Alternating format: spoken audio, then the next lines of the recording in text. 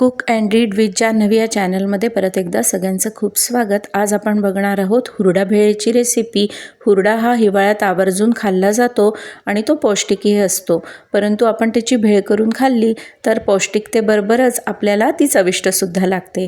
त्यासाठी मी एका लोखंडाच्या तव्यावर हा हुरडा घालून घेतला आणि त्यातलं जे मॉइश्चर असतं ते सगळं निघून जाईपर्यंत त्याला छान भाजून घेतलेलं आहे आणि आपला हुरडा असा भाजून झाला तयार।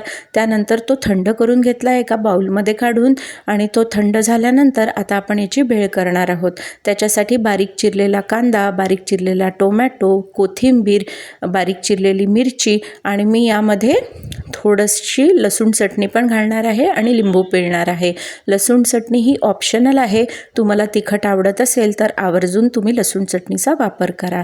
त्यानंतर हे सगळे जिन्नस घातल्यानंतर आपण यामध्ये बेसिक मसालेच घालणार आहोत, ज्याच्यामध्ये फक्त थोडंसं लाल तिखट, थोडी जिरेपूड आणि थोडंसं मीठ घालून घेतलेलं आहे आणि मग याला छान मिक्स केलेलं आहे। भरपूर कोथिंबीर घातलेली आहे आणि अशी आपली स्वादिष्ट आणि चविष्ट हुरडा भेळ झाली तयार।